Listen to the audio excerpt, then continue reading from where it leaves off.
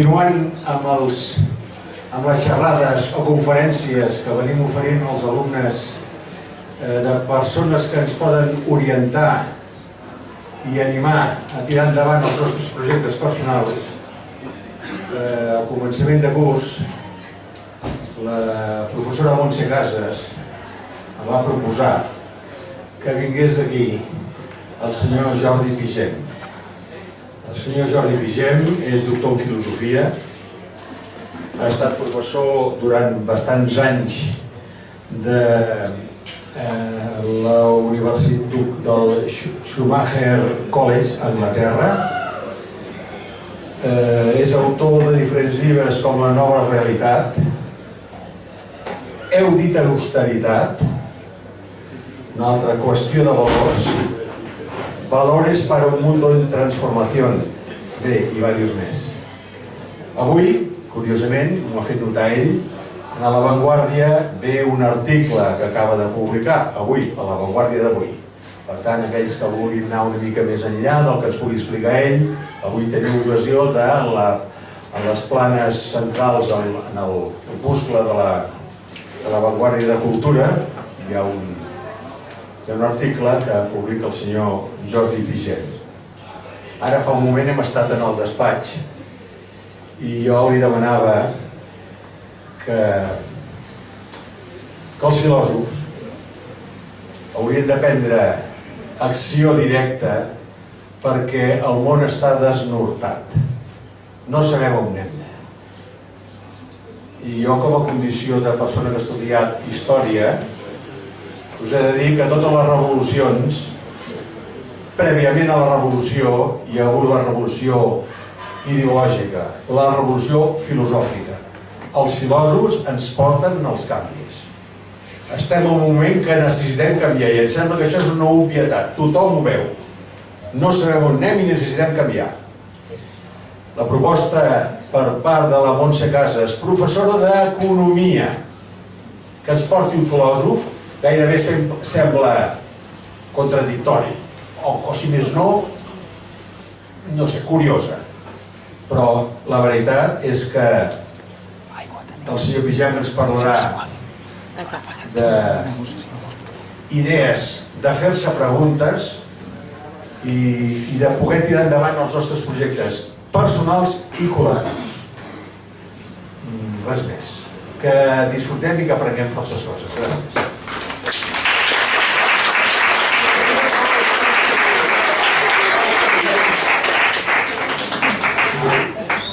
Moltes gràcies, Francesc i Montse, per convidar-me. Abans hi comentava el director que quan he pujat les escales m'he recordat el lloc on jo estudiava quan tenia més o menys la vostra edat, a Rambla, Catalunya, també un pis cèntric de Barcelona, i pujar amb alguns de vosaltres per les escales m'ha fet recordar aquell moment en què tens l'horitzó ben obert, i que és un moment evidentment únic de la vida. I també és un moment únic, però és un moment únic de la història, el moment que estem vivint. Perquè és un moment en el qual tenim més reptes que mai i més oportunitats que mai. Tenim totes les societats del planeta en crisi, no només econòmica, sinó ecològica, cultural, de valors, etc. I tenim tots els ecosistemes també en crisi. L'Àrtic i l'Antàrtida, les selves tropicals i els fons marins. Aquest article que esmentava el director, que és avui a La Vanguardia, jo pensava que sortiria la setmana vinent, és casualitat que surti avui. És sobre un llibre que es titula 10.000 millones, d'un anglès que és catedràtic d'informàtica a Oxford i director de Microsoft Research. No és cap persona apocalíptica, és autor de diverses patents, és inventor, etc. I aquest senyor, en un llibre que es llegeix en 2 hores, posa tot de gràfiques de com està el món, a nivell de creixement de la població, esgotament dels recursos, crisi ecològica, etc. I arriba a la conclusió, no us espanteu, ell arriba a la conclusió que no hi ha res a fer, que no hi ha futur, que passa la persiana i s'acaba. I aquest senyor, com us dic, és director de Microsoft Research, inventor, etc. I ell aleshores analitza breument les solucions que tenim tecnològiques per resoldre aquesta situació i veu que cadascuna d'aquestes possibles solucions falla per alguna banda. I aleshores diu, bé, i podem fer un canvi a les persones i adaptar-nos a aquesta nova situació? I aleshores, quan s'està plantejant això, en el llibre surt una foto dels líders del G20, amb el seu somriure així com superficial, etc. I quan ja veus aquella foto, Obama i companyia, Putin, etc. somrient, ja veus que no, aquests senyors no ens ho arreglaran. I ell diu, bé, no veig com es pot arreglar i el llibre s'acaba així, com dient, estem fotuts, així literalment. Jo no ho veig així, jo crec que encara poden canviar moltes coses i veig que en el món, a la vegada que tenim més reptes que mai, també tenim més oportunitats que mai.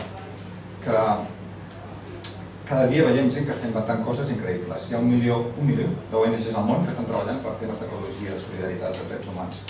Hi ha tot el coneixement que tenim a través de la ciència, són més coses que mai. Totes les experiències que tenim a través de la història. Fa 50 anys hi havia experiments històrics que no havien fet i ara sabem si funcionen o no funcionen. Tenim, evidentment, les possibilitats que ens dona internet de comunicar-nos, d'aprendre, de compartir. Per tant, tenim oportunitats que els nostres pares i avis no haguessin sospitat i també tenim reptes econòmics, ecològics i culturals que són únics. De manera que el que jo volia fer aquí una mica és una reflexió sobre el temps que ens ha tocat viure. I més el temps que us ha tocat viure els que heu nascut a finals del segle XX, que no els que ja tenim alguna dècada més i bé, fem el que puguem per construir un món més coherent i on la vida humana tingui més sentit, però sobretot els que heu nascut a finals del segle XX sou els que us trobareu en aquest moment absolutament únic de la història. I això és un moment que no estava previst, perquè sempre havia estat clar des de fa segles que els fills tindrien una vida millor que els pares. I els pares que els avis, etc. En un moment podia haver una guerra i les coses baixaven una mica, però en principi sempre, des de fa segles i segles, automàticament se suposava que els teus fills tindran una vida millor que tu i els teus nets encara millor. I avui en dia això no està garantit. Jo no dic que no hagi de ser millor. I espero realment que d'aquí les properes generacions, jo també tinc un fill, tingueu una vida molt millor que la nostra, i més fàcil, i més rica i més plena. Però el que passa és que no està garantit. Fins ara era com una garantia. Automàticament tu tindràs una vida millor que els teus pares. I ara el que passa és que no podem preveure com serà el món d'aquí 20 anys. Fa 20 anys, quan estudiàveu història, per exemple, era relativament fàcil preveure un món amb més democràcia, més tecnologia, més riquesa. I ara, en canvi, qui s'atreveix a preveure com serà el món d'aquí 20 o 30 anys? És absolutament impossible. És més imprevisible que mai. Als anys 30 del segle XX, Keynes, el gran economista neoclàssic, va preveure que a finals del segle XX o a principis del segle XXI la gent només treballaria un parell d'hores. Perquè ell veia que la productivitat anava augmentant. Amb el que està augmentant la productivitat, no es va calcular. El que ara fem, treballem 8 hores o 10, en 2 hores ja tindrem fet. I és veritat, la productivitat està augmentant. El que ha passat és que el que Keynes, als anys 30, considerava que era el que era essencial per una vida humana digna, doncs ja no és per nosaltres. Ja nosaltres necessitem pantalles planes i cotxes més ràpids i telèfons mòbils d'última generació, coses que el pobre senyor Keynes no podia haver previst.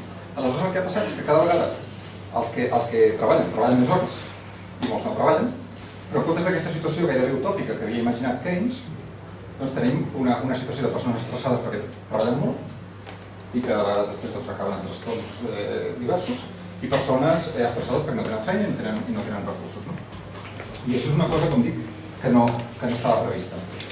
En contrast amb això, per anar a l'altra punta de la història, normalment tenim una visió molt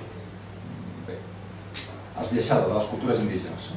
Resulta que la majoria de les cultures indígenes treballaven moltes menys hores que nosaltres. Hi ha un grup d'antropòlegs que van anar a estudiar cultures dels aborígens australians. Van estar comptant quantes hores treballen a la seva cultura. Considerant feina, doncs anar a caçar, reparar els ostres de les cabanes, reparar les armes, i van arribar a la conclusió d'estudiar diferents comunitats que diàriament, de mitjana, els homes d'aquestes comunitats treballaven 3 hores i 44 minuts al dia. I les dones, 3 hores i 50 minuts, 6 minuts més. Però molt menys del que treballem la majoria, o estudiem la majoria de nosaltres. I aleshores què passa en aquestes comunitats? Si se'n van de cacera i tornen a cacera per 3 setmanes, doncs 3 setmanes ja no van a caçar. Fan una festa, van a veure els cosins que tenen 2 dies caminant nord d'enllà, etc. I quan s'ha acabat la cacera, tornen a anar-hi. Què faríem nosaltres si anem a caçar i tornem a cacera per 3 setmanes? Doncs la vendríem, compraríem armes més potents per caçar molt més, aleshores contractaríem gent que caci per nosaltres, muntaríem una gran empresa de cacera del que sigui, faríem una multinacional, cotitzaríem en borsa i un dia ens retiraríem i faria més o menys la vida que fa aquesta gent, de treballar només de tant en tant i la resta del temps està gaudint de la vida. Aleshores, evidentment no estic proposant de tornar a aquella situació que cap de nosaltres la voldríem, però sí que és curiós que en un món que té tanta tecnologia que teòricament ens fa estalviar temps, cada vegada anem més estressats. Fins i tot hi ha un economista del segle XX, Schumacher, que després de viatjar arreu del món, va dir que es podia formular més o menys una llei que diu que quan més aparells tens per estalviar temps, rentadores i tota mena de tecnologies, més estressada va la gent. Perquè vas a un país del tercer món i la gent està ben tranquil·la, els anys juguen al carrer amb una pilota feta de draps, etc. I en canvi aquí tots anem de bòlit, quan se suposa que tenim aquesta tecnologia. O sigui, aquí hi ha alguna cosa que no funciona. Aleshores, això ens obliga a plantejar què volem fer en un món així, que és un món que està molt més obert que mai. Si naixies a l'edat mitja i eres fill de fuster, doncs series fuster. Estava clar. En canvi, neixes en el món d'avui i tot està absolutament obert. Hi ha més coneixement a l'abast que mai, més possibilitats que mai, però al mateix temps no hi ha experts que et puguin dir on està el nord. La majoria d'experts utilitzen mapes que ja no revelen la realitat, sinó que gairebé l'oculten, i brúixoles que oculten més aviat el passat. Tenim tantes dades que a vegades en comptes de demostrar la realitat l'amaguem. Hi ha un conte de Jorge Luis Borges que parla d'uns cartògrafs que van fer un mapa que tenia la mateixa extensió que el país i cobria tot el país. Un mapa perfecte, que és el que a vegades busquem nosaltres, però clar, el país quedava amagat a sota. Aleshores, aquest món en què tot està obert, de fet, és un món més interessant que mai. Jo crec que si abans de néixer haguessin demanat jo vull néixer en una època que sigui molt interessant, doncs t'haguessin dit no vagis a l'edat mitja, no vagis a l'època de Franco, que ja estava clar que el que havies de fer era lluitar per la democràcia, etc. Sinó que vés a principis del segle XXI i ja veuràs tu com tot està absolutament obert. Tot està, que tant si tu vols ser infermera com informàtic, com administratiu, com el que sigui, segurament el que aprendràs avui, d'aquí 10 anys ho hauràs de fer d'una altra manera i segurament el teu input en allò que facis tindrà molta més influència que en un món on ja tot està clar. En un món on tot està clar, doncs hi ha les persones que decideixen què s'ha de fer i les altres les fan. En canvi, en un món així, sigui quina sigui la teva vocació, la teva feina, doncs segurament pots ajudar a transformar-la per construir una societat en la qual la vida humana sigui més digna, una societat que posi les persones en el centre i no les coses i els diners que hem estat fent fins ara, i ens adonem que això no funciona. Aleshores, aquest moment és únic fins al punt que jo crec que aquesta crisi econòmica que tenim no és tan greu objectivament com la de l'any 29, però sí que té dues diferències molt grans. Una és que l'any 29 el món no estava globalitzat com ara. I per tant, l'any 29 hi ha una sèrie de països que pateixen una crisi i uns altres que no en saben res de la crisi, o miren els diaris que sí, Estats Units i Europa hi ha una crisi, molt bé. Però avui en dia el món està tan íntimament interconnectat que la crisi esquitxa a tothom. I l'altra diferència, que encara és més grossa, més rellevant, és el fet que l'any 29 el món estava ple del que anomenem recursos naturals. Estava ple de petroli, estava ple de metalls, i aleshores aquella crisi, que era una crisi exclusivament econòmica, una vegada es resolen els problemes econòmics, tota la maquinària de l'economia torna a explotar els recursos, anar produint coses i vinga, som-hi, i no passa res. Ara ja no estem en aquella situació. Ara la majoria dels recursos comencen a esgotar-se. D'això en parlaré d'aquí uns minuts. L'any 72, fa 41 anys, un famós informe de 3 investigadors del MIT, de l'Institut de Tecnologia de Massachusetts, que es titula Limits to Growth, els límits del creixement. Era un estudi que amb els models informàtics d'aleshores, que podeu imaginar com eren de primitius, i amb les dades que hi havia aleshores, tot molt més primitiu que el llibre aquest que parlàvem que avui comentava a La Vanguardia. Doncs aquests 3 investigadors, un L.M.2 i dos homes, van arribar a la conclusió que si no canviàvem el rumb de la societat industrial, a principis del segle XXI tindríem problemes. Això van dir ells l'any 72 i tothom se'n va riure. Se'n van riure els economistes, perquè l'economia seguirà anant endavant i si hi ha un problema amb una tecnologia doncs en trobarem un altre, si falta un recurs en sortirà un altre. Se'n van riure els empresaris, però també se'n van riure els sindicats, se'n van riure la gent de dretes, la gent d'esquerres, tothom se'n va riure. No, segur que això no pot ser així, perquè segur que inventarem alguna cosa. Què és el que hem anat pensant sempre? Doncs bé, tothom se'n va riure, però hem arribat al segle XXI i resulta que sí que tenim problemes. I tenim problemes no només a nivell estrictament econòmic, perquè fa ara 4 anys es va publicar un informe sobre els límits ecològics del planeta, un informe de 20 i tants, dues dotzenes de científics d'arreu del món, inclosos diversos premis Nobel de química i de diferents disciplines, que amb metodologies científiques molt innovadores intentaven establir per la salut del planeta paràmetres que ens indiquin si el planeta està dintre del límit de seguretat o no. Sabeu que si us feu una anàlisi de sang, una sèrie de paràmetres, i si tu estàs per sobre o per sota dels paràmetres, potser vas fent, no passa res, però allò t'indica que pot haver un problema. Doncs aleshores ells van identificar 9 paràmetres per la salut del planeta. I van arribar a la conclusió que n'hi ha prou que un sol d'aquests paràmetres estigui fora del límit de seguretat perquè el planeta pugui entrar en una fase de canvis abruptes i irreversibles. No es pugui tornar enrere. Tal com si tens la pressió arterial molt alta o molt baixa, o tens un índex de glucosa a la sang molt alt, podria haver-hi, no té per què passar, però podria haver-hi en qualsevol moment un canvi d'aquest tipus. Aleshores, d'aquests 9 paràmetres que identifiquen per la salut del planeta, resulta que n'hi ha 2 que no han sabut quantificar, posar una fórmula. Un d'ells és la contaminació. Hi ha tants i tants tipus de contaminació que sabem que a partir d'un cert límit de contaminació això no ha de ser bo pel planeta, poden haver-hi col·lapses de diversos ecosistemes, etc. Però no han estat capaços de trobar una fórmula homogènia per dir quin és el límit de contaminació que el planeta pot tolerar. Però dels altres 7 indicadors que van establir, n'hi ha 3 que ja estan fora del límit de seguretat. Un és el canvi climàtic, del qual tots hem sentit parlar, tot i que hi ha interessos creats de moltes companyies que de tant en tant ens diuen que no.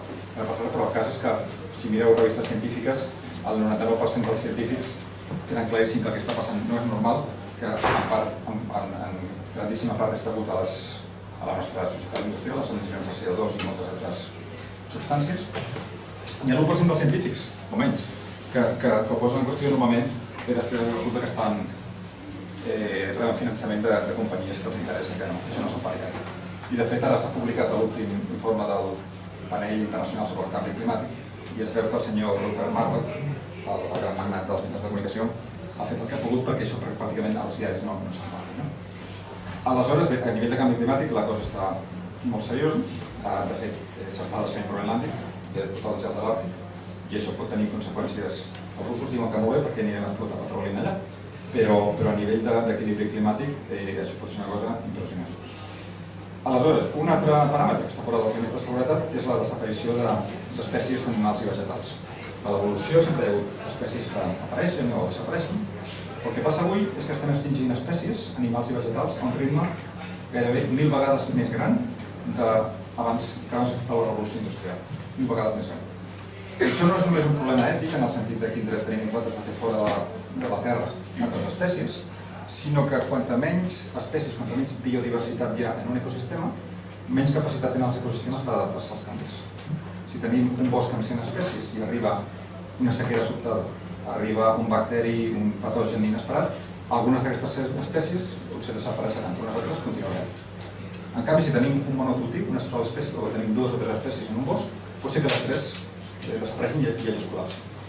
Aleshores, això és un indicador molt clar que aquí estem fora del límit d'equilibri del planeta. De fet, hi ha biòlegs que parlen que ara estem a la 6ª extinció massiva de la Terra. Hi ha hagut fins ara 5 extincions, podem veure el registre paleontològic, la 5ª, com no sentit parlar, és la dels dinosaures, fa 65 milions d'anys. En aquell moment se suposa que el que passa és que arriba un meteorit que impacta el Golf de Mèxic, l'atmosfera queda coberta de pols durant 2 anys, no hi ha fotosíntesi, els dinosaures que eren més vegetarians que no pas carnívors no poden menjar i s'extingeixen no només els dinosaures sinó la majoria de les espècies animals que hi havia aleshores a la Terra. Això és la 5ª extinció fa uns 60-65 milions d'anys. Doncs hi ha biòlegs que estan dient que ara estem a la 6ª extinció i que el meteorit no és pas no ve de fora de l'espai sinó que ve de la nostra manera de produir i de consumir. I hi ha aleshores geòlegs que diuen que hem entrat en una nova era geològica en els últims 200 anys. A l'era geològica que estem ara mateix se li diu Holocè, que és els últims 10.000 anys des del final de l'última glaciació. Hi ha hagut una època d'estabilitat climàtica que ens ha permès desenvolupar l'agricultura, desenvolupar les tecnologies que ara tenim i viure més o menys en pau climàtica, diguéssim. Doncs hi ha geòlegs que ara parlen cada vegada més que nosaltres hem creat una nova era geològica. L'antropocè. Anthropos en grec vol dir home. Home o persona, ésser humà. No és masculí. Antropocè. Perquè la força geològica més important que hi ha a la Terra som nosaltres. Nosaltres som els que canviem de lloc els dipòsits de carboni, de tota mena de metalls, etc. Canviem la composició de l'atmosfera, desfem muntanyes i canviem la fas de la Terra literalment. O sigui, nosaltres ens hem convertit en una força geològica que té més força que els volcans, les plaques tectòniques, etc. Això ens mostra una mica que per aquí no podem seguir. I d'altra banda sabem que estem consumint per sobre del que el planeta produeix. Des dels anys 80. Des dels anys 80 la humanitat consumeix més que el planeta produeix. Com és possible això? És com si, en comptes d'estar vivint dels interessos d'uns diners que tenim, que és el que va produir la natura cada any, estéssim menjant-nos el capital. És el que estem fent, des dels anys 80. I, per exemple, s'ha calculat, ja hem indicat que es diu la petjada ecològica, huella ecològica, segons la qual, si tota la humanitat consumís el que consumim a Catalunya, o a l'estat espanyol, necessitaríem els recursos de 3 planetes. Si tothom consumís com els nord-americans, necessitaríem els recursos de 6 planetes, i si tothom consumís com els ciutadans de Luxemburg o Dubai, necessitaríem 9 planetes. Evidentment només en tenim un, però tothom, no només aquí, sinó a la Xina i arreu del món, vol consumir més. O sigui, aquí tenim un problema, que és el que apunta aquest senyor d'aquest llibre tot tan negre. Aleshores, tenim la crisi econòmica, tenim aquesta crisi ecològica, i després, i ja acabo la part de les crisis, però aquesta potser la més important per mi, la qüestió geològica, la qüestió del recurs, el que anomenem recursos de la Terra. Nosaltres estem en un món de tecnologies meravelloses, que pels nostres avis, dèiem abans, hagués estat insospitat, sobretot gràcies a una cosa, l'abundància de petroli barat que hem tingut en els últims 100 anys. Petroli és la matèria que concentra més energia amb menys volum i menys pes. És una cosa fantàstica. Hi ha altres fonts d'energia, però no hi ha res que sigui com el petroli per produir i transportar, etc. tan versàtil. Aleshores, en els últims 100 anys hem consumit la meitat del petroli que hi havia disponible, des dels anys 80 del segle XIX. I al principi del segle XX doncs era molt fàcil trobar petroli. Alguna pel·lícula americana de les primeres ho heu vist que hi ha un senyor a Texas que fa un forat perquè està buscant alguna cosa i surt petroli. Hi ha petroli per tot arreu.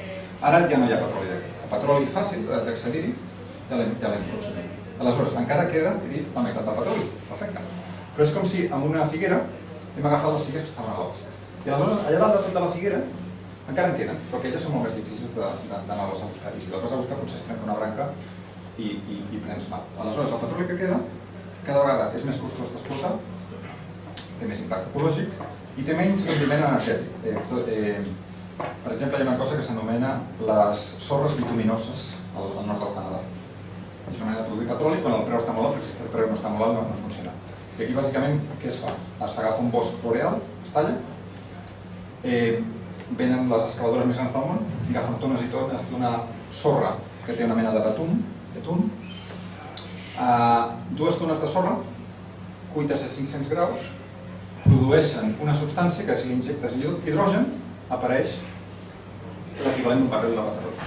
Però això és un procés tan costós a nivell econòmic, energètic i ecològic que només funciona quan el petroli està per sobre de 90 o 100 dòlars per barril i que cada vegada rendeix menys. I després hi ha invents com el fracking, etc., que als Estats Units han funcionat bàsicament perquè han atret inversors de Wall Street que no sabien posar els diners, però que a nivell energètic això no funciona. Perquè el que està passant és que de petroli n'hi haurà, però a vegades arribarem a un punt en què per extreure l'equivalent d'un barril de petroli has de gastar un barril de petroli. O sigui, per extreure energia necessites energia. Quan a Texas al principi s'explotava el petroli, per cada 100 barrils que es produïen en gastaves un en fer l'exploració o l'extracció. Un de cada 100. Ara el petroli que s'està extraient per cada 20 en consumeixes un, o sigui, per cada 100 en consumeixes 5. Per tant, aquest petroli, tot i que diguin mira, hem trobat tants barrils de petroli, és un petroli que una part d'ell, cada vegada més, una part creixent, es gasta en extreure aquest propi petroli, perquè estan a buscar molt més al fons, requereix un procés de refinament molt més costós, etc. I aleshores hi ha gent que va haver un geòleg del petroli nord-americà que a mitjans del segle XX va dir que, estudiant la prima extracció de petroli i export de petroli, aquest senyor va calcular que l'any 1970 la producció de petroli als Estats Units arribaria al seu zènit. I per cert, val a dir que els Estats Units va ser el primer gran exportador mundial de petroli, que ara és l'Aràbia Saudita dels Estats Units. I la riquesa dels Estats Units avui en dia té molt a veure amb la fortuna d'haver trobat tot aquest petroli allà. És una cosa que normalment no es reconeix perquè l'economia que s'ensenya normalment a les universitats no es té en compte al planeta. És com si l'economia fos simplement una cosa que passa a les ments de les persones i el planeta no existís. I per això, no vull oblidar de dir això molt clarament, l'economia fins ara ha cregut que el creixement econòmic podria continuar il·limitadament. O sigui que si avui produïm 100, demà arribarà l'any que produïm 200, un altre 400, etc. Hi ha un economista, hi va haver un economista nord-americà, Kenneth Boulding, que al segle XX, va dir que per creure en el creixement econòmic il·limitat en un planeta finit com el nostre, cal ser o un boig o un economista.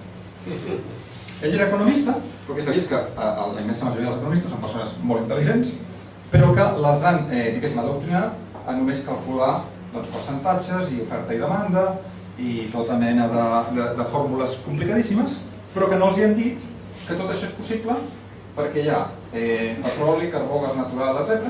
I al de sota d'això hi ha un mínim d'equilibri climàtic en el qual podem anar funcionant, que hi ha aigua per beure, que hi ha aire que podem respirar, etc. Se suposa que l'economia és la clau de tot. En realitat, si no hi ha aquesta base ecològica del planeta, no hi ha vida humana possible i per tant no hi ha economia. Però nosaltres hem cregut que l'economia era absolutament la clau de volta de tot, que si l'economia va bé, tot va bé. Per això ara el Montoro, quan ha vist que l'últim trimestre el PIB havia pujat un 0,1%, sembla que allà està tot. Ja està. I en realitat, doncs bé, la vida de la gent, aquesta xifra no reflecteix el que passa realment a la vida de la gent. Robert Kennedy, el germà del president assassinat, un any abans que ell també l'assassinessin, té un famós discurs a la Universitat de Kansas on diu que el PIB, el Producte Interior Brut, puja quan produïm míssils, quan produïm nàpalm. Puja quan hi ha accidents a les autopistes, perquè tot això genera moviments de diner. Puja quan els lladres trenquen els nostres panys i quan els posem a la presó. Tot això ho genera. I diu, i en canvi no mesura la qualitat de les nostres relacions, la bellesa de la nostra poesia, l'alegria dels nostres fills, etc. I arriba a la conclusió. El Producte Interior Brut ho mesura tot, excepte el que és veritablement important per la vida humana. És una mesura que és útil en certs àmbits, no ho nego pas, però si creiem que la màgia d'aquesta dècima positiva ens canvia la vida a tots, doncs estem tenint una visió absolutament revolucionista i que ens desvia del que realment és més important, que és indicadors socials com l'atur, indicadors sobre la desigualtat, indicadors ecològics, etc. Tornant a aquesta idea que el creixement il·limitat és impossible, la imatge per mi més gràfica és el fet que nosaltres creixem fins a una certa alçada, quan tenim 18 anys o 20, i no seguim creixent il·limitadament. Quan doblem la nostra edat no hem doblat la nostra alçada. Un hàmster, abans d'arribar a la pubertat, duplica el seu pes cada setmana. Si aquest hàmster, un cop arriba a la pubertat, segueix multiplicant el seu pes cada setmana, quan complís un any, pesaria 9.000 milions de tones. I aquest hàmster de 9.000 milions de tones, en un dia necessitaria més blat de moro del que es produeix en tot el món en un any. O sigui, és evident que les coses, les plantes, els animals, les persones creixem físicament fins a un cert nivell i després el que ens toca no és seguir creixent físicament i podem ser una mica més forts o el que vulgueu, però el que ens toca sobretot és créixer en coneixements, en capacitat de resiliència, d'adaptació, en creativitat, en relacions, això és el que volem créixer, no? Coneixements, no seguir creixent físicament, i és com si nosaltres hem anat creixent l'economia, fantàstic perquè ara podem garantir un mínim de recursos perquè tothom tingui una vida digna, si més no en un país com aquest, podem garantir que tothom, si volguéssim, tingui sostre, aliments, un mínim de cultura, educació, etc.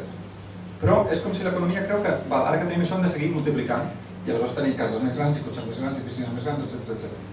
I de fet sabem que això no contribueix a la felicitat de les persones. Hi ha moltes estadístiques de psicòlegs, sociòlegs, etc., que ens mostren que, per exemple, els nord-americans dels anys 70 es sentien més feliços que els nord-americans del 2005 abans que comenci la crisi. En 35 anys, als Estats Units el PIB es va multiplicar, va anar més del doble, em sembla. La gent té cases més grans, piscines més grans, cotxes més grans, ordinadors més potents, etc. Però també té més litigis, més estrès, menys temps per estar amb la gent que estimen, menys temps per dedicar-se al que realment volen. Conclusió, que segons totes aquestes enquestes que fan contínuament allà, la gent se sent menys feliç. Ostres, com és possible? Tenen més riquesa i se senten pitjor.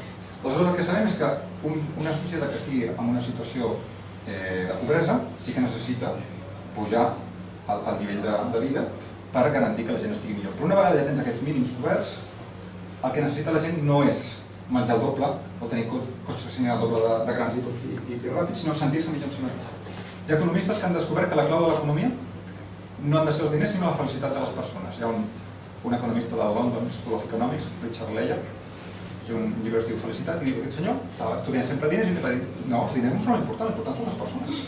I aleshores busca maneres de veure com podem potenciar que les persones tinguin una vida més plena. Perquè el creixement del país, en el fons, no és el creixement del PIB, sinó el creixement de les persones. Podem tenir un PIB que pugi o baixi, però depèn de la qualitat de les persones, dels valors que tenen les persones, de la satisfacció que tenen a la seva vida i les seves relacions. Això és el que farà que un país vagi endavant o no vagi endavant. Que sigui capaç d'adaptar-se als reptes o no sigui capaç d'adaptar-se tant. I ara que parlo de felicitat, és curiós que, en contrast amb el producte interior brut, hi ha un petit país de l'Àsia, Bhutan, entre la Xina i l'Índia, un país budista de menys d'1 milió d'habitants, on el rei d'aquest petit país, l'any 72, quan va pujar al poder, va declarar que l'objectiu del seu país no seria el producte interior brut, sinó que seria la felicitat interior brut. I aleshores en aquest país, des d'aleshores, van fent enquestes als ciutadans i tu te sents content amb els teus veïns i amb els paisatges que hi ha davant la teva finestra i amb com estan els teus fills, etc. Diferents paràmetres de la felicitat que també es poden quantificar de diverses maneres. I conec persones que han estat allà i diuen que sí, realment la gent allà se la veu molt més satisfeta amb una part molt petita dels recursos que tenim nosaltres i sembla que tinguin una vida millor. No dic que haguem de fer com ells, si fan uns budistes, etc. Però és curiós que un petit país així surti ben parat canviant aquest indicador. També hi ha, parlant d'això, un indicador que s'anomena Índex del planeta feliç. Això ve d'un institut anglès, New Economics Foundation, Fundació per a la Nova Economia, que van voler fer un rànquing dels països del món per ordre de felicitat, a partir de 3 paràmetres que són bastant objectius, que tenen esperança de vida, està clar que quan ells vivim millor, satisfacció vital, que és una cosa que arreu del món els sociòlegs fan enquestes sobre com se sent la gent i veiem que és una dada que no és subjectiva, sinó que realment quan la gent diu que està feliç, els seus veïns també veuen que són feliços, etc. I quan la gent diu que no està feliç, clarament veus que no està feliç. Aleshores, combinant esperança de vida, satisfacció vital i petjada ecològica, que és aquest indicador que us deia, que mesura el nostre impacte a la naturalesa, van fer un rànquing i a la primera vegada que van publicar aquest rànquing, el país més feliç del món era Vanuatu. Algú diu on està Vanuatu? El Pacífic, és un arxipèlag del Pacífic, abans se li deia les Noves Hèbrides, i allà se suposa que la població, la majoria són pescadors, indígenes, i van a pescar, i quan tornen de pescar estan allà amb la família, i parlen de com ha anat el dia, i s'estimen i tal, i aleshores no tenen una gran economia, però tenen una gran esperança de vida i se senten molt contents. Doncs aquest país sortia el primer. Aleshores, l'any 2009, aquesta fundació va tornar a fer aquest rànquing, va treure els països petits que no sabem on estan, que els hem de buscar al mapa, o a la Wikipedia, i va sortir com a país més feliç del món Costa Rica. Costa Rica és un país que té els seus problemes, però té una gran esperança de vida, cuida molt la seva biodiversitat, no té exèrcit. Són pistes que aquest país no està tan malament. Aleshores, a Espanya sortia al lloc 76, Polònia al lloc 77, com nosaltres abans diuen que som a Espanya, a vegades ens van dir que som Polònia, i nosaltres hem estat aquí. Aleshores, als Estats Units sortia al lloc 114, entre Madagascar i Nigèria. O sigui, agafant aquests paràmetres de domini públic, als Estats Units sortia entre Madagascar i Nigèria, que és curiós. Aleshores, tot això són pistes que el creixement material ens ajuda, fins a cert punt, però a partir d'un cert nivell el que hem de fer és créixer créixer com a persones. Aleshores, estava parlant de petroli, però és que no és només el petroli, tots els altres recursos que tenim estan començant a arribar al seu límit. Fins i tot la gent que pot promoure l'energia nuclear, que té des de Fukushima, tothom crec que sap que els riscos no valen la pena, i a més ningú sap què fem amb els residus que generen les centrals nuclears, que ara mateix segurament ens donen llum aquí, les de Tarragona. A més d'això, l'urani s'està començant a acabar.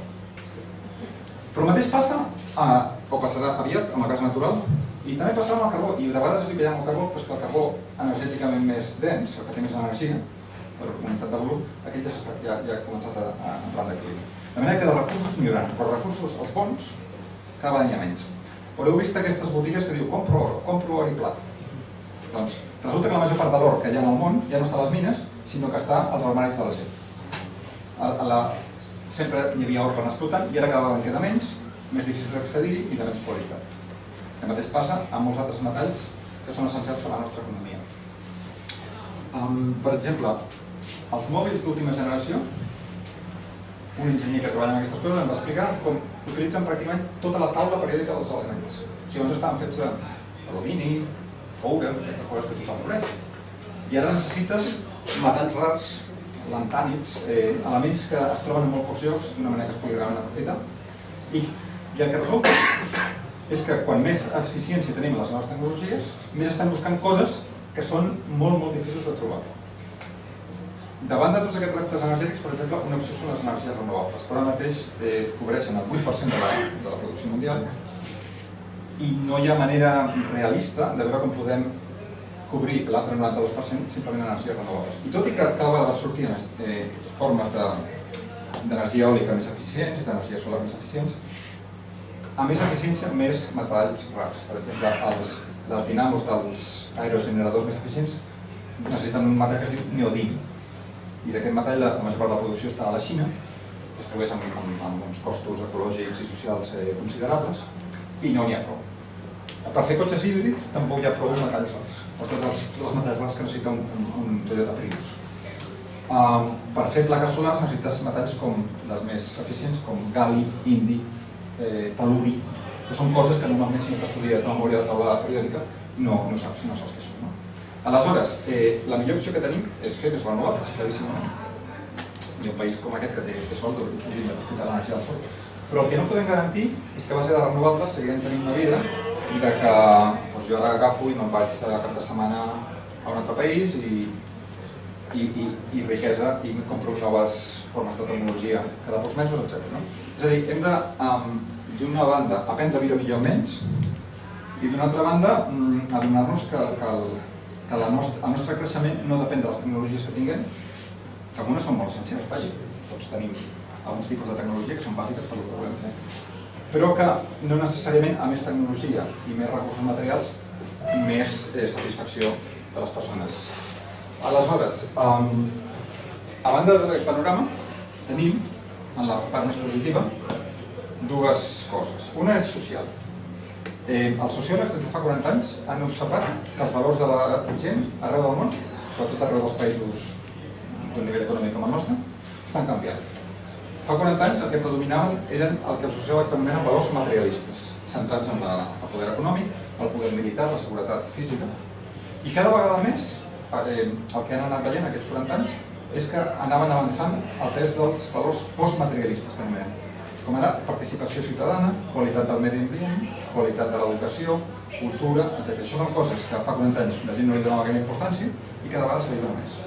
A més, participació ciutadana, ONGs, teixit associatiu, preocupació pel medi ambient. Tot això fa que els valors estiguin canviant arreu del món. I els sociòlegs que han estat estudiant això originalment es basaven en estudis d'un psicòleg nord-americà, Abraham Maslow, que es va dedicar, en comptes d'estudiar la gent amb patologies, es va dedicar a estudiar la gent de més èxit i més feliç. I el que va veure és que la gent de més èxit i que se senten més feliços normalment són gent que es dediquen a alguna que està més enllà de si mateixos. No es dediquen simplement a guanyar molts diners per ells i per la seva família, sinó que es dediquen a la ciència per descobrir coses que contribueixen al coneixement universal. A l'art, pel fet de crear bellesa. A l'educació, pel fet de com t'agrada educar els altres. No només perquè tu guanyes, sinó per donar. Això és el que Maslow va identificar en la gent que és a la vegada més feliç i que té més èxit en allò a què escollen dedicar-se. I el que deia Maslow és una cosa que normalment s'anomena la piràmide de les necessitats, que és que primer necessitem cobrir les nostres necessitats materials, menjar, tenir un sostre, etc. Després necessitem necessitats socials, tenir algú que ens entengui, amics, etc. I després el que necessitem és el que ell anomena autorealitzar-nos, ser cadascú tu mateix, tu mateixa. Descobrir què és el que tu has vingut a fer en aquest món. t'has vingut a ensenyar economia, a dirigir una escola, a ser informàtic, què és el que tu has vingut a fer en el món?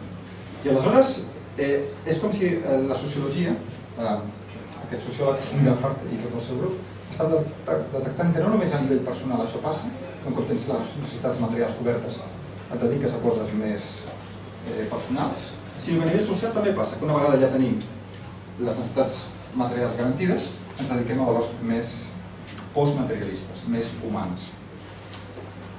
Això a nivell de la societat. I després un tema que jo trobo també molt interessant és que com està canviant la nostra visió del món a través de la ciència. Quan és la ciència moderna, es considera que el món és una gran màquina. Això diu Newton diu que l'univers és un gran rellotge. I aleshores hi ha gent que pocs segles després veuen que també l'ésser humà és una màquina. I aleshores estem fets tots d'engranatges i si t'enamores no és una cosa real, és que hi ha uns neurotransmissors que han produït més química de la que tocava, etc. Des d'aquesta visió, la vida, diguéssim que perd sentit, perquè totes les coses que són importants, el que tu sents pels teus fills o la teva filla, doncs és química, i ostres, en el meu últim llibre, per exemple, cito un neurocientífic britànic que diu que quan vaig a veure una pel·lícula, no ho decideixo jo, ho decideix la química del meu cervell, però jo faig com si ho decidissi jo. Però saps quina gracieta anar a veure la pel·lícula, no? Aleshores, sí que hi ha una química del cervell que té una importància fascinant, però d'alguna manera el que ens fa veritablement humans no es pot produir ni a química, ni a física, ni a res. De la mateixa manera que nosaltres tenim carboni, nitrogen i molts altres elements al nostre cos, però el que jo soc no es pot reduir a una fórmula química, ni el que és un organisme es pot reduir a la seqüència genètica del seu nucli. Aleshores, d'aquesta visió de la realitat com una màquina, hem passat a una visió de l'univers com una cosa que és cada vegada més sorprenent, més fascinant i més viva fins i tot. Hi ha una anècdota d'un gran físic de fa una mica més de 100 anys, Kelvin, que dona nom als graus Kelvin. Aquest senyor va fer una conferència l'any 1900 en la qual recomanava als estudiants més intel·ligents que no estudiessin física perquè ja estava tot descobert. I diu que només hi havia dos petits problemes amb la naturalesa relativa. Doncs un d'aquests petits problemes va sortir la física quàntica i l'altre va sortir la física relativista. I entre totes dues van canviar radicalment la visió que teníem de la realitat física. I llavors resulta que quan més estudiem a fons la realitat, més ens adonem que no és com creiem. Per exemple, un cop vaig sentir una conferència del més gran escar mundial en la molècula de l'aigua. L'aigua és la cosa més comuna que hi ha en el món, no?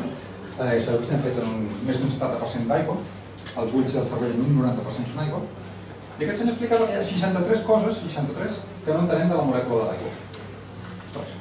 És una cosa així tan normal, no? I resulta que tot el que sabem de l'oxigen i de l'hidrogen, l'aigua és H2O, molt bé, però tot el que sabem de l'oxigen i de l'hidrogen, que a temperatura ambient són gasos, no són líquids, si ho juntem, a priori no podríem deduir que d'aquí sortirà aigua. O sigui que en coses tan trivials com l'aigua que bevem, la ciència no pot acabar d'entendre com funciona. La gravetat, fa uns anys la segona revista científica més important del món, Science, va complir el seu 125 aniversari. Va publicar una llista de 125 coses que la ciència no entén. I dintre d'aquestes 125 coses hi havia coses tan bàsiques com la gravetat. La gravetat és un dels primers grans descobriments de la ciència moderna. I aleshores ens explicava que sí, podem calcular la gravetat entre Mart i Júpiter, molt bé, però no sabem com funciona. Perquè quan Newton pensa en la teoria de la gravetat, segons la llegenda veu caure una poma i pensa que de la mateixa manera que la Terra atrau la poma també atrau la Lluna i els cossos s'atrauen els uns als altres. Doncs els francesos se n'enriuen perquè diuen això que, a veure, hi ha uns filets que van estirant d'un planeta a l'altre, no? Això és com una cosa màgica, no? I els francesos se n'enriuen.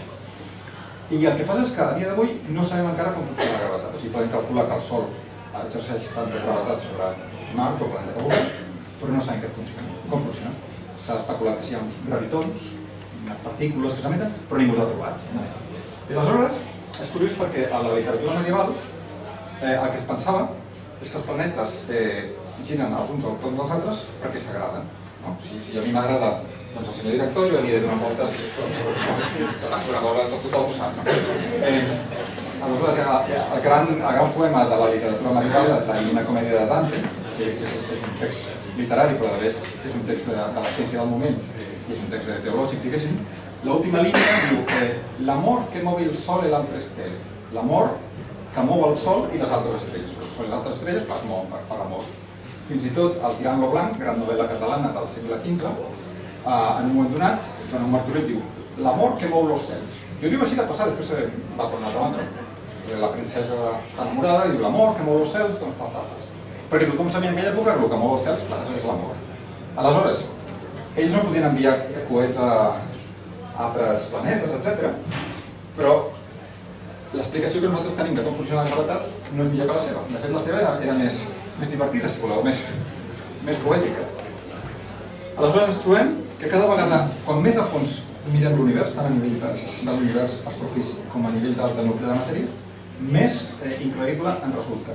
Per mi la conclusió bàsica de la física quàntica és que el món no està fet d'objectes aïllats, aquestes boles de billar que encara veiem a la vegada en llibres de text, que en el fons no hi són, quan mires a fons en el nucli de la matèria. No està fet d'objectes al món, sinó de relacions. Perquè quan més entres a fons en el nucli de la matèria, l'únic que hi ha són interrelacions entre totes les coses. I això crec que és una de les claus del món nou que hem de construir, que és un món que no estigui basat en les coses aïllades i quantificat, sinó en les relacions. I de fet sabem que el més important de la nostra vida, en el fons són les relacions, són les coses que tu tens, que tu pots acumular, sinó com te relaciones amb família, amics, persones que estimes, la teva pròpia vocació, etc. Aleshores, crec que porto ja bastant de temps, no? Més del que jo pensava. Sí. Per anar acabant i perquè vull que quedi temps per poder parlar.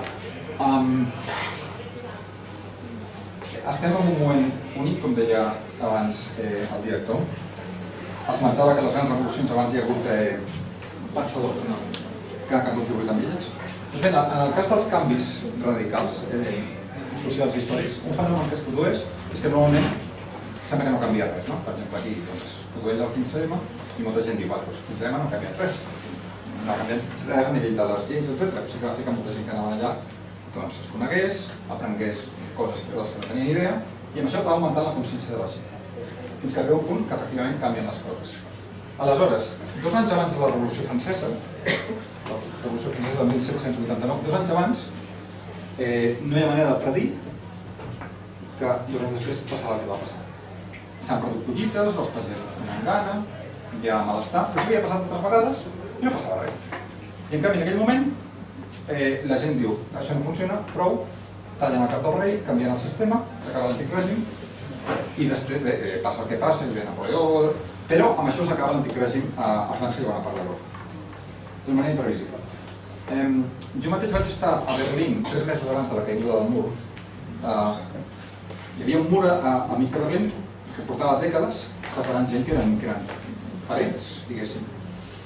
I tu anaves allà, Berlín Occidental i Berlín Oriental, i allà semblava que aquell mur que portava dècades seguiria dècades allà alçat. De fet, hi havia a la banda oriental, sobretot, soldats amb treballadores amb ordres de disparar a matar a ningú que s'acosti al mur. Hi havia una zona de seguretat que no t'hi podies acostar, i si algú s'hi acostava, dispara. Doncs aleshores, en aquell moment, l'estiu de l'any 89, ningú hagués dit que el mur havia de caure. No hi ha cap politòleg, cap expert en ciències polítiques que ens pugui dir miri, jo ja tinc un article que diu que s'ha de caure aquest mur. No, era una cosa que semblava que podria passar. I en 3 mesos es cau sol. La gent a una banda i l'altra del mur s'adona que això no té sentit. Fins i tot els soldats que tenen ordre de disparar a matar no disparen. I els seus capitans i oficials, doncs, que no disparin. Per què no disparen? I de cop i volta allò s'enfonsa, sense matar ningú. I de la mateixa manera que va caure el mur, i ara hi ha gent a la banda de l'est que diu que hem guanyat o hem perdut, això és un altre tema.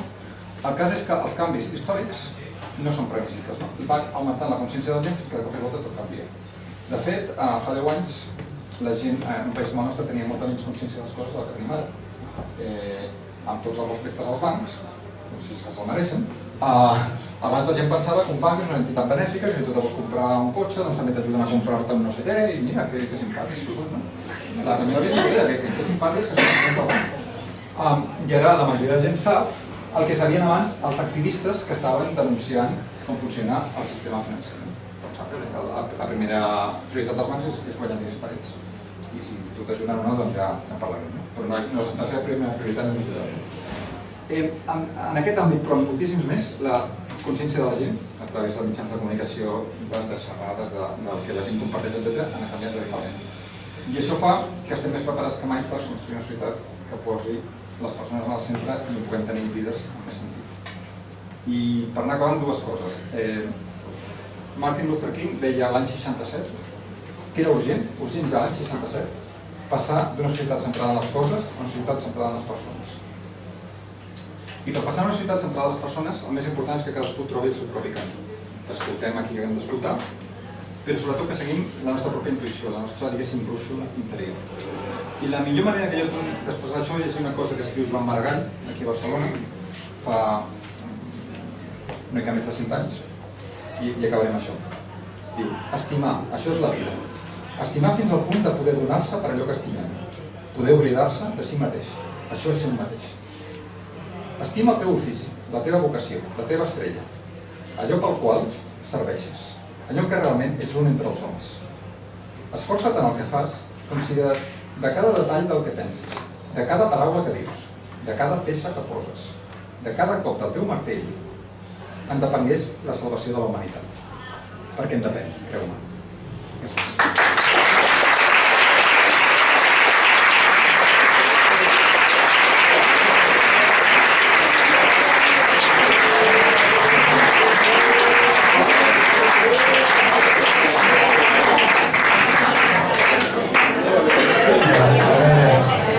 Espero que les paraules del senyor Pigem ens hagin servit per fer una reflexió, si més no, de cara a un futur més que s'hauria millor que aquell que sembla que tinguem.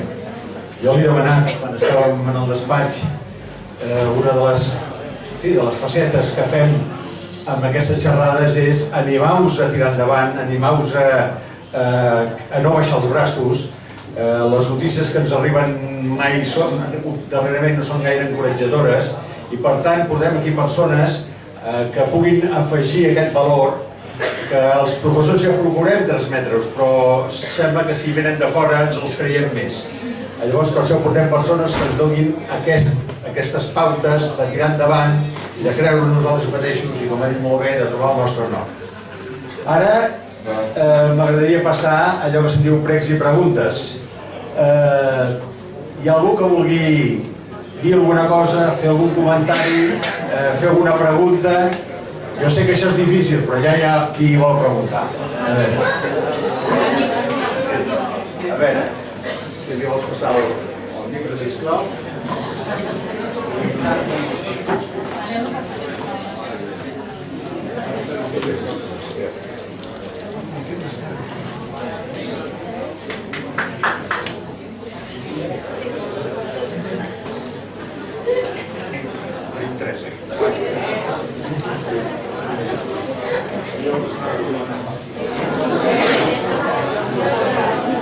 Potser no arriba el senyal, Si no, us he com sentir des d'aquí, Si calleu tots, us sentirem. Hola, bon dia, senyor Jordi Pigem. Us ha mencionat que quan aquest segle s'ha avançat molt en la progressió, quan medicines, tecnologia, però al mateix temps resulta que, com per exemple, els Estats Units té un nivell de felicitat que s'ha lluit a Madagascar, Nigèria, que és, podríem dir, el pitjor del món. I en canvi, un país que quasi ningú el coneix, que és així de petitó, que no té quasi res, que és Vanuatu, resulta que és un lloc on hi ha molta felicitat. També ha mencionat en el cas de, podríem dir, Bhutan, que és el país que va adoptar la felicitat de quilòmetre com mesura per incentivar a la gent que sigui més feliç encara que sigui pobre. En resumit, podríem dir que tot aquest procés que hem avançat no ha sigut per res. Bé, moltes gràcies. I primer, em sentiu o agafo el micro?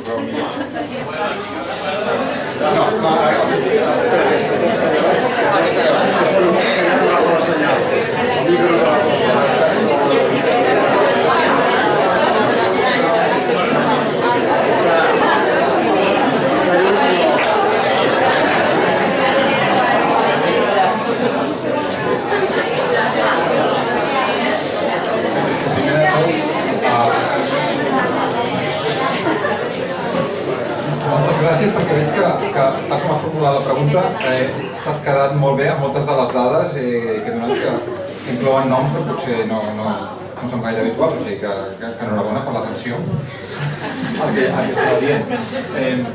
Aleshores, sí, jo no diria que haguem anat a pitjor, però sí que hi ha hagut un progrés molt ràpid en tecnologies, en avenç material, i a nivell d'avenç humà n'hi ha hagut també, però no tan ràpid.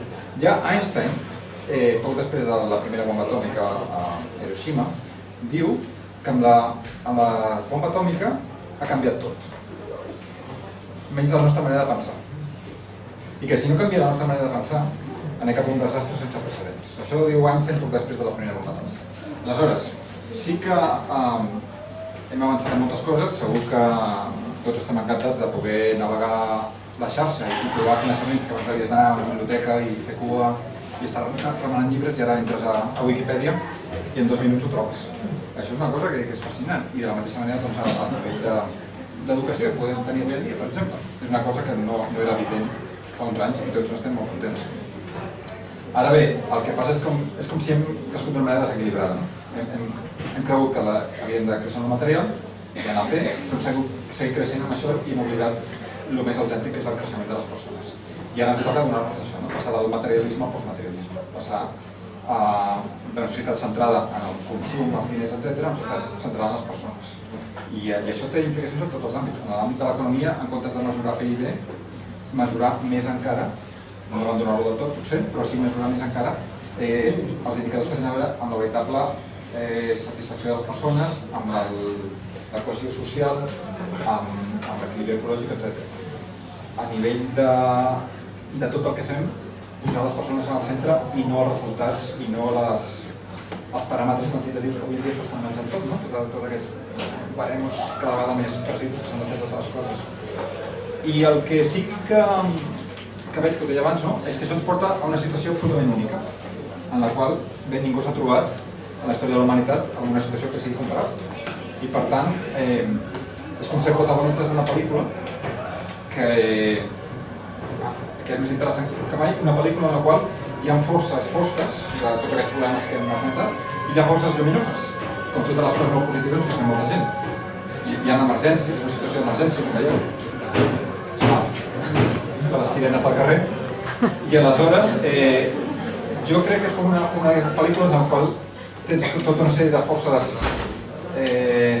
fosques que sembla que estan a punt de triomfar i a l'últim moment d'una manera inesperada resol. Que això a la vida moltes vegades passa, que quan ja et rendeixes, has estat provant una cosa i et rendeixes i aleshores, pum, apareix la solució.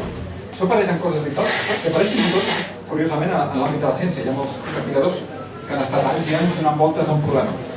I aleshores se'n van a passejar, i troben la solució.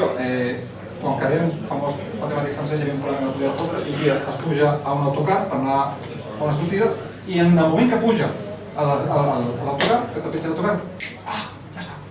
En aquell moment no estava pensant en el seu problema. Hi ha un gran descobriment de la història de la química que es produeix somiant, que culer. Sabeu que Arquímedes va descobrir el qual coneixem a la banyera. Aleshores, és com si quan ens concentrem molt, ens tensem i no deixem fluir una intel·ligència més profunda que tenim. I part del que ens toca fer segurament és confiar en aquesta intel·ligència més profunda que ens pot guiar. Per això ara hi ha molts llibres de psicologia que parlen d'això, com hi ha la intel·ligència nostra racional, molt útil, però hi ha una intuïció i una intel·ligència més profunda que és la que ens guia a saber si avui vinc en aquesta xerrada o me'n vaig a una altra lloc. No sé ben bé com formular-ho, però... Anna. Vostès igual és... Vostè creu que la situació de crisi està relacionada amb que actualment hi hagi moltes més malalties rares i molt més càncer?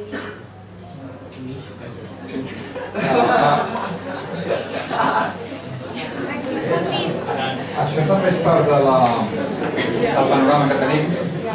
Jo, per exemple, aquest tema no l'he tocat perquè si comencem a enumerar tots els problemes que tenim, com una mica fa aquest llibre que abans esmentava, doncs és bastant gros, però sí que els oceans s'estan quedant sense peixos, cosa que mai ningú hagués pensat. Hi ha tot de formes que són increïbles. Aleshores, amb el càncer hi haurà relació molt clara amb el nivell de contaminació que tenim avui en dia. I de fet, sap que als Estats Units fa unes dècades va haver un esforç interessat per impedir que això sortís a la llum pública i buscar les causes per una altra banda, perquè d'una manera, si això surt a la llum pública, d'alguna manera està qüestionant el mode de producció industrial. I sí que d'una banda tenim malalties físiques que abans no eren tan prevalents com ara, i sempre hi ha una part de malalties que abans hi eren i no es coneixien. Però a banda d'això, sí que està claríssim que avui dia passen coses a nivell de malalties físiques que abans no es coneixien. De la mateixa manera que a nivell de malalties psicològiques hi ha moltes coses que abans no existien. I anorèxia, bulímia, el que anomenem hiperactivitat, que a vegades potser no ho és. Hiperactivitat segurament són nens o persones o joves que són molt oberts, molt receptius al seu ambient. I com estem en una societat hiperactiva, on tot està accelerat, on a la televisió canvien les imatges cada pocs segons, on la informació flueix a aquest ritme, si estàs mínimament obert, doncs clar que has de ser hiperactiu, perquè el món al que vius és hiperactiu. Aleshores, un cas que per mi és extraordinari és que hi ha una investigadora nord-americana que va estar comparant les dades d'ansietat infantil dels nens.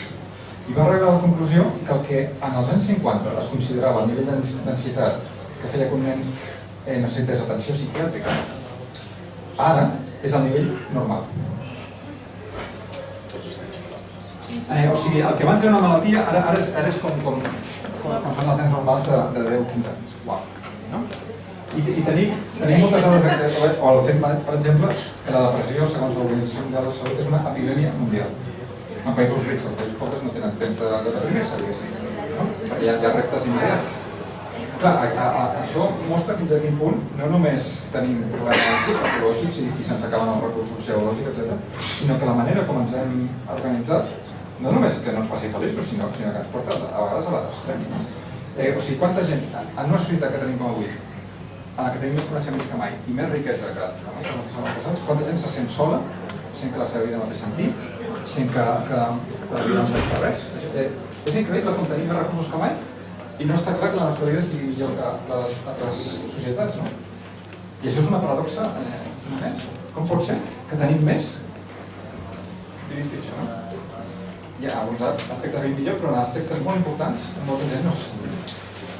I per tant ens cal trobar-nos a nosaltres mateixos i trobar, i en el context de tots aquests problemes globals que parlàvem, per mi el que es tracta no és de sacrificar-te i consumir menys perquè estàs contaminant, etc. Que si ho sents realment, aleshores ho has de fer, sí, perquè ho sents, no per obligació, sinó que es tracta que cadascú trobi en aquesta situació única a la història de la humanitat què pots fer tu que t'engresqui, que et motivi per participar en aquesta transformació d'una manera que tu te sentis bé amb això, perquè estàs fent el que realment vols fer, el que et motiva, que és la teva vocació d'alguna manera, i a la vegada estàs contribuint a canviar com funciona la societat, sigui a través de la teva feina o del teu temps lliure.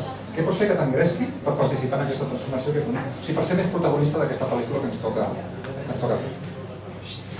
I per contribuir a canviar al final.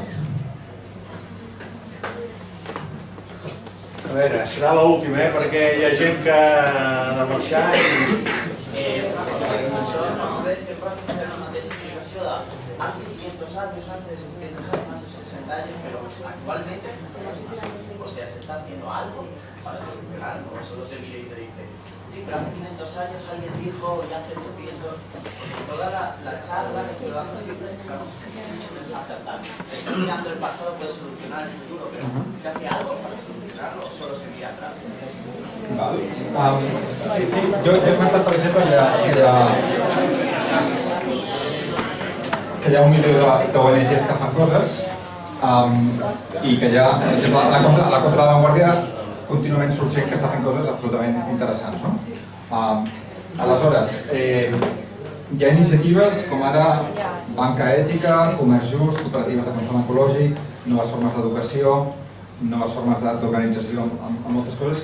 En cada àmbit, en cada professió, diguéssim, hi ha gent que està treballant per canviar les coses. I aleshores, és com si totes les professions del món estan cridades a reinventar-se. Perquè estem en una situació cada vegada més nova i hem d'anar incorporant aquests nous elements. Però el bo és que en cadascuna d'elles, en la medicina i en la enginyeria, en les comunicacions, hi ha gent que està començant a fer coses d'una altra manera. I aleshores, segons quin sigui el teu àmbit, doncs, bé, a través d'internet, a través de gent interessada, segur que trobes grups que estan fent aquestes coses. Jo aquí el que he volgut és fer un panorama general però és que les alternatives hi són, no? O sigui, de gent que estudia enginyeria i es dedica a les renovables, de gent que estudia educació i fa una educació molt més centrada en el que no en impartir informacions així com si omplessis un pot de cigrons, sinó d'ajudar a que cada persona sigui més ella mateixa o que cada criatura sigui més el que li toca ser. I aleshores, per això jo dic que a diferència d'aquest llibre del que parlava al principi, jo veig aquesta situació fosca, però a la vegada veig que hi ha moltíssima gent, centenars de milions de persones arreu del món, a l'Índia, a Amèrica Llatina, a Europa i als Estats Units, que estan fent coses increïbles. I entres a YouTube i en trobes moltes d'elles. O sigui que a vegades mirar el passat ens serveix per aprendre coses, però hem de mirar el present sobretot. I una part clau d'aquest present sou cadascú de vosaltres.